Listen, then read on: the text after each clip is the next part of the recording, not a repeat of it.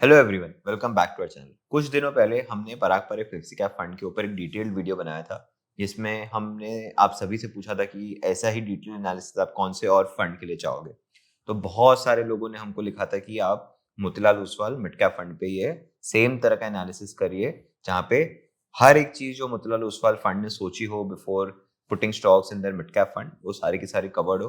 उनका thought process क्या रहा हो, क्या फिलोसफी रही हो, कौन फंड मैनेजर है, कौन से स्टॉक्स ने अच्छा परफॉर्मेंस करके दिया है उनको, आने वाले टाइम पे कैसे ये फंड दिख रहा है, ये सारे क्वेश्चंस का आंसर आप Motilal Oswal mid cap fund के लिए ढूंढ रहे थे।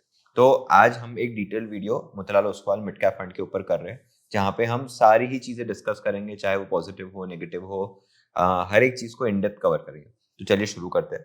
अगेन लाइक लास्ट टाइम मैंने इस पूरे एनालिसिस को 5 या 6 पार्ट में डिवाइड किया है। ऑलराइट, टू बिगिन विद मैं एक जनरल डिस्कशन करूंगा आपके साथ अराउंड मिड कैप फंड्स, और स्लोली ग्रेजुअली थोड़ा सा इन डेप्थ जाऊंगा towards Motilal Oswal mid cap fund. So to begin with सबसे पहला पॉइंटर जो है हमारा, मिड कैप स्टॉक्स और मिड कैप फंड्स जो होते हैं वो जनरली बहुत अच्छा तरीका होते हैं इकोनॉमी में जो ग्रोथ आ रही है उसको कैप्चर करने का। इसको मैं 2-3 तरीके से प्रूव करूंगा। ऑलराइट, सो पहले समझ लेते हैं मिड कैप स्टॉक्स होते क्या है इन अ वेरी शॉर्ट स्पैन। सो अगर आप डिसेंडिंग ऑर्डर में ऊपर से नीचे कंपनीज लिस्ट करो इंडिया में based on the market cap, तो जो पहली 100 कंपनियां होती है वो लार्ज कैप कंपनीज होती है।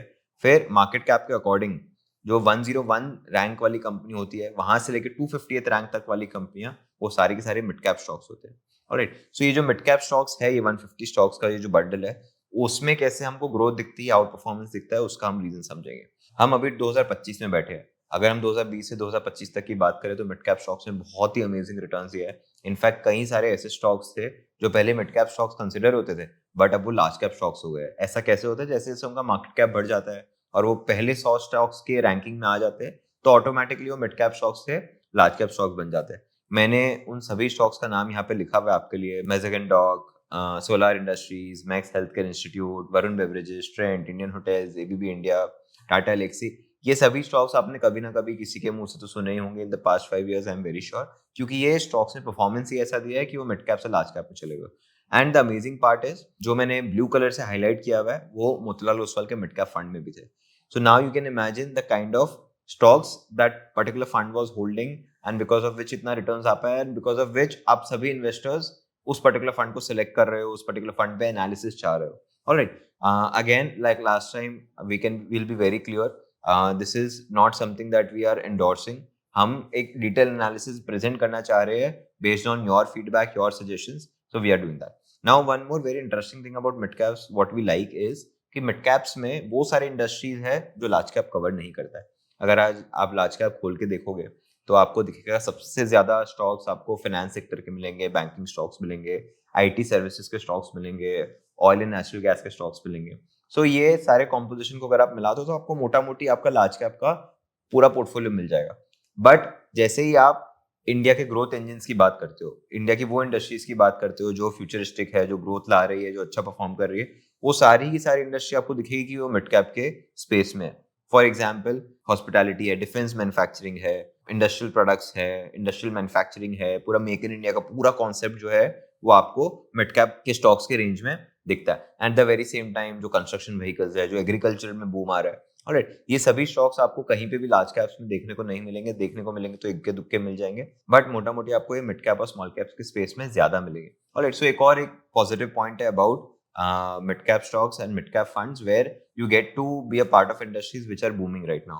ऑलराइट, इसी की वजह से हम देख पा रहे थे कि कितने सारे स्टॉक्स ऐसे हैं जो मिड कैप से लार्ज कैप की तरफ चले गए। अपार्ट फ्रॉम दिस, एक बहुत ही इंपॉर्टेंट पॉइंट जो मुझे हाईलाइट करना है is, people say that large cap में सबसे कम रिस्क होता है, कम रिटर्न होता है, मिड कैप में उससे थोड़ा ज्यादा रिस्क और थोड़ा ज्यादा रिटर्न होता है, और स्मॉल कैप में उससे थोड़ा ज्यादा और रिस्क और थोड़ा और रिटर्न होता है। But to your belief the ideology is wrong. अगर हम डेटा देखें तो आप देख पा रहे हो कि हमारे रिटर्न्स की लाइन है, और जो ब्लू वाली लाइन है वो हमारे लार्ज कैप की लाइन है, निफ्टी 50 इंडेक्स की लाइन है।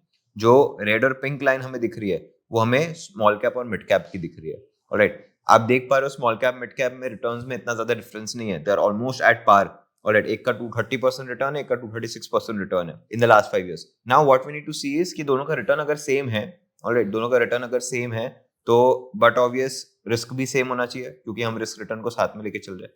उसी चीज को आंसर करने के लिए मेरे पास नीचे वाला एक टेबल है, ऑलराइट, जो कि एक बहुत इंटरेस्टिंग टेबल है, जहाँ पे अलग अलग ईयर के category wise mid cap small cap में हमारे पास रिटर्न्स है, and at the very same time हमारे पास पिछले 8-9 साल का स्मॉल कैप और मिड कैप का स्टैंडर्ड डेविएशन भी है। To for your understanding, standard deviation generally risk के पैरामीटर को आपको बहुत इजीली बता देता है कि जितना ज्यादा स्टैंडर्ड डेविएशन रहता है उतना ही ज्यादा रिस्क रहता है। मैंने पिछले वीडियो में रोहित शर्मा और विराट कोहली का एग्जाम्पल लेके आपको स्टैंडर्ड डेविएशन एक्सप्लेन किया था। अब आप देख पा रहे हो कि स्मॉल कैप में स्टैंडर्ड डेविएशन आपको 28% का मिल रहा है, on the other hand mid cap में यही स्टैंडर्ड डेविएशन 20.86% का मिल रहा है। मतलब 8-9% से स्टैंडर्ड डेविएशन कम है, eight the very same time पिछले 5 साल 6 साल में आपको रिटर्न्स ऑलमोस्ट सेम दिख रहे हैं। तो मुझे सेम रिटर्न के लिए अगर कम स्टैंडर्ड डेविएशन मिल रहा है या सेम रिटर्न के लिए कम रिस्क मिल रहा है तो why not. So in this particular space हमको दिख पा रहा है कि मिड कैप में vis a vis small cap the returns are almost similar और are at par, but the variability is on the lesser side. So एक बहुत ही अच्छा आपको रिस्क रिटर्न फेवरेबल मिल जाता है in the mid cap space when you compare it with the small cap space. Large cap में obviously जो हमारा thought process है कि रिस्क और रिटर्न साथ में चलते हुए यहाँ पे दिख रहा है, रिटर्न भी कम है and at the very same time उसका स्टैंडर्ड डेविएशन भी आप देखोगे तो will be on the lesser side. तो ये एक ब्रॉडर थीम है, ब्रॉडर अंडरस्टैंडिंग है कि क्यों मिड कैप फंड्स दो थोड़े रिस्की होते हैं but at the very same time थोड़े रिवॉर्डिंग भी होते हैं। Alright, so this is one thing. Now we need to discuss the second point कि जब आप मिड कैप पोर्टफोलियो बना रहे हो या फिर जब आप कभी भी कोई भी पोर्टफोलियो बना रहे हो, at that point in time आपके पास दो स्कूल ऑफ थॉट्स हो सकते हैं। क्या हो सकता है? एक, आप एक पोर्टफोलियो में 30 से 50 स्टॉक रखो जहां पे आप ज्यादा स्टॉक्स लो और थोड़ा ज्यादा डाइवर्सिफाई करने की कोशिश करो। ऑन द अदर हैंड आप थोड़ा अग्रेसिव अप्रोच लो जहां पे आप टिपिकली 10 से 30 स्टॉक्स के बीच में रख रहे हो। ऑलराइट, अब वो थोड़ा सा अप्रोच जो हो जाता है अग्रेसिव वाला, वो थोड़ा सा हाई फोकस्ड अप्रोच हो जाता है। उसमें मैं आपको एफिशिएंट फ्रंटियर के थ्रू भी बताऊंगा कि कैसे वो थोड़ा बहुत बेटर अप्रोच भी हो सकता है। And at the very same time जब मार्केट्स अप ट्रेंड में या फिर मार्केट में अपस्विंग स्टार्ट होती है तो उस समय जब ये हाई फोकस पोर्टफोलियो जो होता है they tend to perform better. पहले समझते हैं कि क्यों एक लिमिटेड नंबर ऑफ स्टॉक्स ही आपको प्रॉपर डाइवर्सिफिकेशन देता है। आप उसके बियॉन्ड चले जाते हो तो डाइवर्सिफिकेशन के जो बेनिफिट्स है वो खराब हो जाते हैं। ऑलराइट, एफिशिएंट फ्रंटियर मार्कोविट्स करके एक बहुत बड़े इकोनॉमिस्ट थे, फाइनेंशियल एनालिस्ट थे जिन्होंने एफिशिएंट फ्रंटियर बनाया था। ऑलराइट, वो क्या कहते थे? उन्होंने रिस्क और रिटर्न को एक्स एक्सिस वाई एक्सिस पे प्लॉट करके अलग अलग पोर्टफोलियोज प्लॉट करके देखे और उसमें देखा कि जो भी मेरी एफिशिएंट फ्रंटियर की लाइन है, जितना उसके करीब मेरा पोर्टफोलियो जा रहा है उतना बेटर रिस्क रिवॉर्डिंग मैकेनिज्म मुझे मिल रहा है। ऑलराइट, वो कहते थे अगर आप इसके बियॉन्ड पोर्टफोलियो क्रिएट कर रहे हो तो इन दैट केस भले आपका रिस्क बढ़ जाएगा बट आपके रिटर्न सेम ही रहते हैं।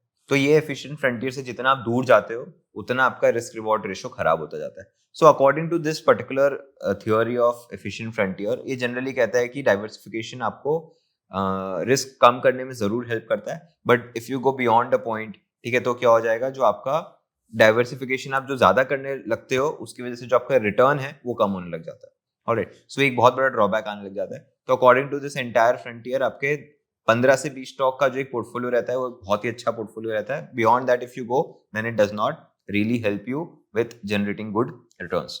सो ये एक इंपॉर्टेंट पॉइंट है जो हमको समझना है। And at the very same time जब आप मिड कैप्स की बात करते हो, ऑलराइट, तो थोड़ा सा अग्रेसिव स्टाइल, थोड़ा सा हाई फोकस स्टाइल आपको जनरली बेटर अल्फा जनरेट करने में हेल्प करता है। वो आप इस पर्टिकुलर ग्राफ से समझ सकते हो। आप देख पा रहे हो कि मिड कैप ही ऐसा पर्टिकुलर स्पेस है या फिर स्मॉल कैप ही ऐसा एक पर्टिकुलर स्पेस है जहां पे आपको बहुत सारे पोर्टफोलियोज, बहुत सारे स्टॉक्स आपको अपने बेंचमार्क आउट परफॉर्म करते हुए दिखेंगे। ऑलराइट, बेंचमार्क को 4% 5% से आउट परफॉर्म करते दिखेंगे। तो ये एक पूरा का पूरा चार्ट है, पूरा की पूरे टेबल है जो हमने आपके लिए बनाया है, जिसके थ्रू आप समझ सकते हो कि क्या different styles of investing mid cap में आप सिलेक्ट कर सकते हो। At the very same time क्यों over diversification might not help you और selecting 50-60 stocks in your portfolio might not really help you. All right, coming to the next thing that is very important. अब हम fund के ऊपर आ रहे हैं, fund के returns compare करेंगे, funds के रिस्क कंपेयर करेंगे, फंड्स के रेशियोज देखेंगे। All right, the moment we are seeing the returns of the funds, what we are able to see here is कि जो हम recent performance देख रहे हैं, हमने 4 मिड कैप फंड्स निकाले हैं। हमने मोतीलाल ओसवाल का मिड कैप फंड लिया है, साथ में HDFC का लिया है, कोटक का लिया है, एक्सिस का लिया है। Alright, in a time frame of 1 year, 3 year, 5 year, 7 year, 10 year and since inception, अलग अलग टाइम फ्रेम पे आपके अलग अलग रिटर्न्स सारे फंड्स ने दिए है, बट ऑब्वियस, बट विनर्स कौन आए? 1 ईयर के टाइम फ्रेम में Kotak mid cap fund has been the winner. Already उसका रिटर्न 3.48% था, बट बाकी दोनों फंड्स का 2.37 2.47% रिटर्न था। But on a 3 year, 5 year, 7 year time frame, Motilal Oswal is a big time winner. Alright, आप देख पा रहे हो 29, 33, 22% रिटर्न्स थे उसके। कंपैरेटिवली बाकी फंड्स ने उतने रिटर्न्स नहीं दिए। On a 10-year time frame, again we have Kotak Mid Cap Fund which has done better, but second best आपका मोतीलाल ओसवाल फंड आ रहा है. ऑलराइट, एंड सिंस इंसेप्शन अगर आप देखो मोतीलाल ओसवाल के इंसेप्शन से, तो Motilal Oswal has done a better job. तो हमको दिख पा रहा है कि अलग अलग टाइम फ्रेम्स हम जब ले रहे हैं रिटर्न्स के, तो 4 से 5 बार मोतीलाल ओसवाल विनर इमर्ज हो रहा है. So which is a good thing. Alright, however past returns are not a proof that future में भी उतना ही रिटर्न्स आएगा. इसलिए इस पॉइंट पे मैं इतना एम्फसाइज नहीं करूंगा कि हाँ भाई यही विनर है, हमेशा यही रहेगा. एक वैलिडेशन हमको जरूर मिल रहा है कि पास्ट में अच्छा परफॉर्म किया है. अब यही सेम चीज जो हमने 1 year, 3 year, 5 year, 7 year, 10 year के टाइम फ्रेम में देखी, हम ये ईयर वाइज देखेंगे कि 2015 में कौन आउट परफॉर्मर था, 2016 में कौन आउट परफॉर्मर था, 2024 तक कौन आउट परफॉर्मर था. ऑलराइट, ये सारी चीजें हम देखेंगे. अब देख रहे हो 2015 में मोतीलाल ओसवाल विनर था, फिर नेक्स्ट टाइम वो आउट परफॉर्मर बना 2021 में, फिर वो नेक्स्ट टाइम आउट परफॉर्मर बना 2024 में. ऑलराइट, तो 3 बार वो आउट परफॉर्मर बना है. मिड कैप फंड भी 3 बार आउट परफॉर्मर बना है एचडीएफसी का. कोटक मिड कैप फंड भी 2 बार आउट परफॉर्मर बना है, और एक्सिस का मिड कैप फंड भी 3 बार आउट परफॉर्मर बना है.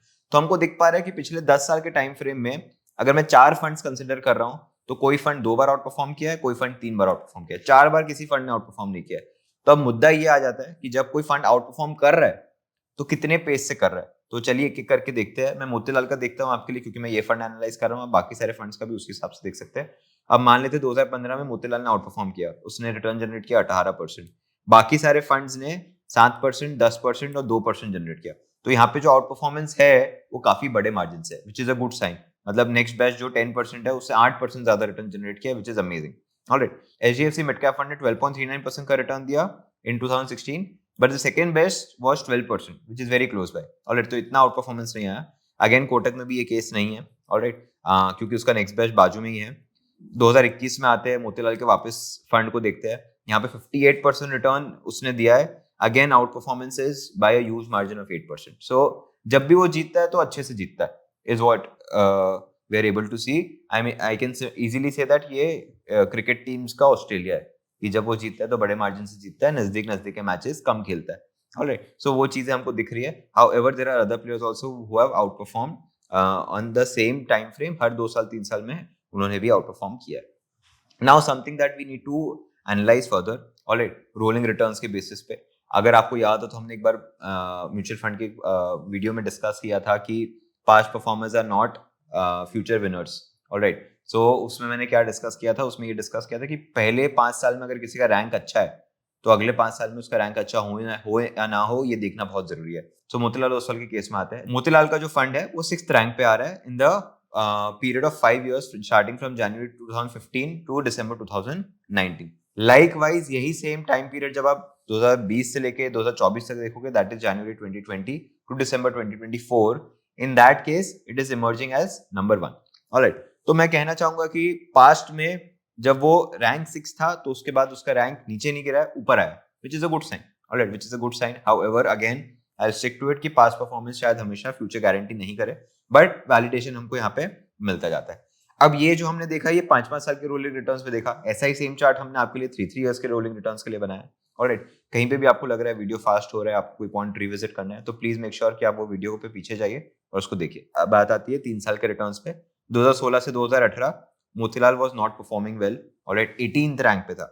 Alright, 18th rank is not good. Alright, 20 कंपनियां, 20 फंड्स हम देख रहे हैं उसमें, और 18 रैंक पे अच्छा नहीं परफॉर्मेंस है डेफिनेटली. ऑलराइट, 2 ही फंड ऐसे जो इससे बुरा परफॉर्म कर रहे थे. आने वाले 6 साल में कैसा परफॉर्म किया वो समझना है. ऑलराइट, थोड़ा रैंक इंप्रूव हुआ 2019 से 2021 के पीरियड में 9th रैंक पे आया.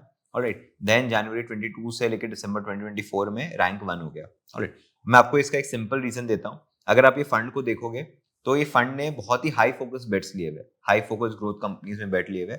इसीलिए 2020 के बाद वाला जो फेज था जहाँ पे एक कॉन्सेंट्रेटेड अच्छा पोर्टफोलियो अच्छा परफॉर्म करे, जिसकी प्रोबेबिलिटी ज्यादा थी, वो एग्जैक्टली इनके साथ हुआ. ऑलराइट, सो इसीलिए आप जो भी रैंकिंग देखोगे वो देखोगे कि 2020 के बाद बहुत अच्छी हो गई है. तो ये वाले साइकिल में भी आप देखो 19 से 21 की साइकिल में 9th रैंक आ गई, फिर 22 से 24 की साइकिल में ये रैंक 1 हो गई. लाइकवाइज 5 साल की साइकिल में पहले 6ठी रैंक थी 2019 तक, फिर 20 से लेकर 24 तक में वो रैंक नंबर 1 हो गई. तो जो 2020 के बाद वाला फेज था वहां पे इन्होंने बहुत ही अच्छा अपसाइड कैप्चर किया है. Alright, so this is one thing that we can easily decode from the return patterns. Now, next thing that comes is the style in which they are investing. अब ये रिटर्न्स आ तो रहे हैं, पिछले 5 साल में इतने बढ़िया रिटर्न्स आ तो रहे, बट आए कहाँ से? ऑलराइट, वो समझना बहुत जरूरी है। तो आप सभी को पता होगा, मोतीलाल ओसवाल ने बहुत बार एड्स रन किए हैं, बहुत बार लोगों से डिस्कस किया है कि हम लोग QGLP फ्रेमवर्क यूज करते हैं। Q stands for quality, G stands for growth, L stands for longevity and P stands for price. इन लोगों के कहने का मतलब होता है कि हम क्वालिटी कंपनीज में इन्वेस्ट करते हैं जिनमें ग्रोथ पोटेंशियल हो, जो लंबे समय के लिए ग्रोथ पोटेंशियल दिखाए, and at the very same time जो प्राइस वाइज इतनी महंगी ना हो। ऑलराइट, तो ये 4 फैक्टर्स के बेसिस पे लोग जनरली फंड सेलेक्ट करते हैं। जब ये फंड मैनेजर्स इन्वेस्ट करते हैं तो you will see a lot of overlapping in what sense? अब मान लेते हैं इनको 6 से 7 स्टॉक बहुत अच्छे लग गए, ऑलराइट, उन्होंने सारा सारा का सारा एनालिसिस कर लिया है, वो QGLP फ्रेमवर्क में बहुत अच्छे से फिट हो रहा है। तो वही 6 स्टॉक्स आपको उनके मिड कैप फंड में भी दिखेंगे, उनके फ्लेक्सी कैप फंड में भी दिखेंगे और उनके बिजनेस साइकिल फंड में भी दिखेंगे। ऑलराइट, वो 6 स्टॉक्स का नाम मैंने आपके स्क्रीन पे रखा हुआ है। डिक्सन है, कोफोर्ज है, कल्याण है, पोस्टिया, ट्रेंट है, पॉलीकैब है। ऑलराइट, ये सारे के सारे स्टॉक्स उनके तीनों पोर्टफोलियो में, तीनों फंड्स में। एंड लाइकवाइज जैसे 197 कम्युनिकेशन है, उनके 2 पोर्टफोलियो में। Alright, and then we have Max Health Care and Kaynes Technology, जो उनके अगेन 2 पोर्टफोलियो में। सो हमको दिख पा रहा है कि when they invest big at a fund level, at an AMC level. They are investing that money in those 5-6 companies in a good chunk across 3 of their funds, which is a very good sign, which shows a lot of conviction among the fund managers for some of the companies which they are investing into. तो ये मुझे बहुत अच्छा लगा ये particular चीज, क्योंकि generally funds क्या करते हैं कि हाँ ये फंड में 50 कंपनी ले ली, अभी दूसरे फंड में 50 कंपनी के अलावा दूसरी कोई कंपनी लेते हैं। अगर लेकिन कन्विक्शन हाई आपका इन 50 कंपनी में से कुछ कंपनियों पे है, तो आपको रेप्लिकेट करके दूसरे फंड में लेनी चाहिए इफ द नॉर्म्स अलाउ। तो that shows a lot of positive intent, lot of conviction among the fund managers कि हाँ ये स्टॉक्स जो है अच्छे परफॉर्म करेंगे। Alright, so that is one thing that again I liked it. Next up is obviously 2020 से 2024 का जो फेज था, उसमें इतना रिटर्न्स कहाँ से आया? ऑलराइट, तो मैं हमेशा कहता हूँ कि मोतीलाल ओसवाल एक म्यूचुअल फंड है, बट वो एक PMS लाइक फीलिंग दे देता है। क्यों दे देता है वो? क्योंकि वो एंट्री एग्जिट टाइमली कर लेता है, कॉन्सेंट्रेटेड हाई फोकस बेट्स रखता है, ग्रोथ फोकस बेट्स रखता है। तो ऑब्वियसली जो इनका चर्न है, जो टर्नओवर रेशियो है, which should not be that high, वो काफी हाई है। ऑलराइट, क्योंकि ऑब्वियसली जो वो स्टाइल ऑफ इन्वेस्टिंग है वो हाई टर्नओवर रेशियो इनवाइट करेगा। सो आप देख पा रहे हैं कि जो 4 फंड्स हम कंपेयर कर रहे हैं कब से, एक्सिस का, HDFC का, कोटक का, मोतीलाल का, उसमें सबसे ज्यादा टर्नओवर रेशियो या चर्न रेशियो मोतीलाल का है, because as an stocks are not performing well, they throw it out, और जैसे कोई अच्छा स्टॉक दिखता है वो वापस ले लेते हैं। तो टर्नओवर रेशियो बहुत ज्यादा है। Alright, it is almost 10 times of what HDFC mid cap has. Likewise उनकी बेट्स जो है वो कॉन्सेंट्रेटेड है। नंबर ऑफ स्टॉक्स कितने उनके पोर्टफोलियो में एज ऑफ जुलाई 31, 2025? केवल 18। ठीक है, केवल 18 स्टॉक्स लेके वो पोर्टफोलियो में रखे हुए हैं और उसके बेसिस पे वो फंड रन कर रहे हैं, विच is a very aggressive style of investing and it's very high focused. Alright, on the other hand आप देखो HDFC में 73 स्टॉक्स है, कोटक में 61 है, एक्सिस में 96 है। ऑलराइट, सो वो है। And at the very same time जब 18 स्टॉक्स है, उनमें भी सेक्टर कॉन्सेंट्रेशन और स्टॉक कॉन्सेंट्रेशन है। मतलब 3 सेक्टर में 58% उनका एलोकेशन है और टॉप 10 स्टॉक्स में उनका एलोकेशन 66% है, तो which is very high again. But वही है, वो स्टाइल ऑफ इन्वेस्टिंग है, इसलिए रिटर्न्स आ रहे हैं, इसलिए वो आराम से जनरेट करके दे पा रहे हैं। लाइकवाइज सिंस इतना कॉन्सेंट्रेशन हो जाता है, तो गोज विदाउट सेइंग जो टोटल रिटर्न्स है उसको मूव करने वाले भी 5-6 स्टॉक्स होते हैं, भले ऊपर की साइड या नीचे की साइड। तो आप देखिए ये सारे स्टॉक्स मिला के, कोफोर्ज, 197, डिक्सन, मैक्स, भारती, सब मिला के अगर पूरे के पूरे फंड ने 20% रिटर्न दिया for example in one particular year, तो 7.5% रिटर्न तो इन 5 स्टॉक्स ने दे दिया। ऑलराइट, एंड लाइकवाइज 5 स्टॉक्स ऐसे भी थे जिन्होंने नेगेटिवली इम्पैक्ट किया है। तो अगर फंड ऊपर नहीं जा पाया तो थोड़ा कम रिटर्न दिया, क्योंकि ये 5 स्टॉक्स ने कम नेगेटिव रिटर्न्स कंट्रीब्यूट किया। सो कॉन्सेंट्रेटेड बेट्स का यही चीज हमको समझना रहता है कि ये दोनों तरफ से वर्क करता है, and obviously when the market is in up trend, it works out in your favour. Alright, अब एक इंटरेस्टिंग चीज जो मैंने आपको लास्ट पर्टिकुलर शीट में दिखाई, वो ये दिखाई कि ये पर्टिकुलर AMC के 3 फंड्स में 5 से 6 स्टॉक्स ऐसे जो तीनों फंड्स में। Now the interesting part is, जो स्टॉक्स ये फंड ले रहा है, बाकी फंड हाउसेस में ये स्टॉक्स कम है। फॉर एग्जाम्पल आप देख पा रहे हो डिक्सन, इनके पास 10.5% इन्वेस्टेड है, alright, in their mid cap fund. HDFC, Kotak और एक्सिस के पास भी डिक्सन है, बट 1%, 3%, 2% होल्डिंग है। लाइकवाइज कोफोर्ज इनके पास 9.36 है, तो वो HDFC मिड कैप में 3% है और 1.42% है। उसके अलावा कल्याण ज्वेलर्स बाकी फंड्स में है ही नहीं। लाइकवाइज देखो इतने सारे स्टॉक्स ऐसे हैं जो बाकी सारे फंड्स में कम है या फिर है ही नहीं। So they have overlapping with in themselves. ऐसे 5-6 स्टॉक्स ऐसे हैं जो खुद के सेम फंड्स में है, but Motilal as an AMC has different stocks compared to the other fund houses that we are able to see on the screen. So this is again a very good thing to see कि ये लोग market से थोड़ा हटके stocks ले रहे हैं और उसके बेसिस पे इन्वेस्टिंग कर रहे हैं. पूरा पोर्टफोलियो हम एनालाइज करें तो हमको दिखता है कि ऐसे बेट्स वो लेते हैं जहाँ पे थोड़ा सा फ्यूचरिस्टिक रहते हैं वो, जैसे कि फूड एंड डिलीवरी में दे invested 18-20 months ago, which turned out to be very good. Likewise, कुछ weight loss drugs के associated companies में they invested, which again turned out to be very good. These are some of the trends which are running trends. Alright, so automatically वो आपके bets profitable turn out हो जाते हैं. Now coming to the risk part of it, obviously the risk in this particular fund is slightly on the higher side. We can easily see that through the standard deviation. However, the beta is almost similar. Alright, the beta is almost similar as other funds, which is a good sign. The Sharpe ratio is obviously on the higher side क्योंकि return ज्यादा है. Alright, तो Sharpe ratio अगर आपको पता हो तो excess return upon standard deviation होता है. तो अगर आपका रिटर्न ज्यादा है विज़-विज़ द रिस्क तो Sharpe ratio बढ़ जाता है. तो again higher Sharpe ratio is good. तो दो पॉइंटर्स पे ये ठीक कर रहा है. One is on the Sharpe ratio and the other is on the beta.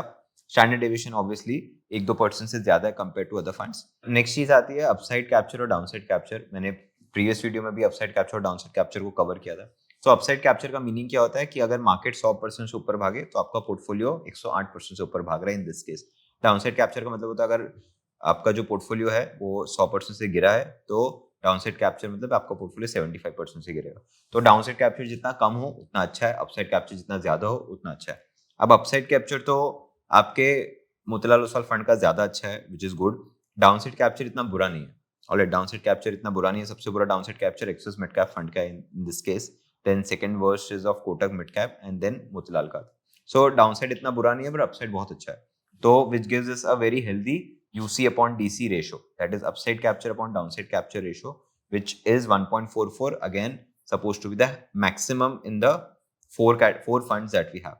So एक बहुत अच्छी चीज है जो हम देख पा रहे हैं कि अपसाइड के टाइम पे ये स्टॉक ये पोर्टफोलियो ज्यादा अच्छा परफॉर्म कर रहा है. डाउनसाइड में इतना खराब नहीं परफॉर्म कर रहा है जितना हम बाकी इसमें देख पा रहे हैं. So that is a very good scenario we are in. Next is a very simple thing. ये आपको Scanex जैसे प्लेटफॉर्म पे इजीली दिख जाता है जहाँ पे क्या स्टॉक्स ऐड कर रहे हैं, क्या चीज माइनस कर रहे हैं, कौन से में कंप्लीटली एग्जिट ले लिया, कौन से कंप्लीटली न्यू एडिशन किए. और ये सारे आपको मिल जाते हैं. इस पे मैं इतना टाइम स्पेंड नहीं करूंगा क्योंकि बहुत बार हमारी ऑडियंस क्या होती है इन्फ्लुएंस हो जाती है based on what Motilal Oswal is buying और what Axis mid cap is buying. So I would rather not spend a lot of time here. But simply ये चीज एनालाइज करना बहुत इंपॉर्टेंट हो जाता है कि टू सी वेदर वो लोग बढ़िया इंडस्ट्रीज अपकमिंग इंडस्ट्रीज में इन्वेस्ट कर रहे हैं या नहीं कर रहे हैं. So that we already have. And lastly some of the other metrics that we should further look at is the PE of the fund and at the very same time the drawdowns that the fund has seen. Now PE of the fund is obviously on the higher side but naturally इसका PE almost 2x 1.5x of other funds है. अब यहाँ पे PE थोड़ा सा relevance कम रखता है क्योंकि यहाँ पे जो भी स्टॉक सिलेक्शन हो रहा है वो बहुत ही हाई फोकस हो रहा है, बहुत ही ग्रोथ ओरिएंटेड हो रहा है. अब मार्केट में आप जब भी जाएंगे आप देखेंगे जहाँ पे भी ग्रोथ है वहाँ पे PE ज्यादा है. अगर आपको दिख रहा है कि ग्रोथ 100% की है तो आपको ऐसा नहीं होगा कि 10 के PE का स्टॉक मिल जाएगा, उसका PE मल्टीपल ज्यादा ही होगा. अब 18 स्टॉक का पोर्टफोलियो बना है, उसमें अगर ग्रोथ ज्यादा है, एक्सपेक्टेड ग्रोथ ज्यादा है तो PE मल्टीपल आपको हाई ही मिलेगा. Alright, so that is one thing that we need to see. तो PE के बहुत सारे कॉन्सेप्शंस हैं, मिसकॉन्सेप्शंस जो हम सब कैरी करते हैं. बट जहां ग्रोथ है वहां PE हाई होगा, वो एक गिवन चीज होती है. Alright, and at the very same time in terms of drawdown, ठीक है 21.1% का ड्रॉडाउन ये फंड रखता है which is very close to Kotak mid cap fund और बाकी तीनों फंड से ये हाईएस्ट है which is slightly a negative thing but इतना बड़ा डिफरेंस नहीं है. Alright, so all in all I really find this fund exciting क्योंकि जिस तरीके से मैनेज कर रहे हैं वो आई डोंट थिंक आज तक म्यूचुअल फंड इंडस्ट्री में इस तरीके से मैनेज हुआ है, which is very exciting for somebody like me who's 28-29 year old and want to have a more high focused portfolio in my investments.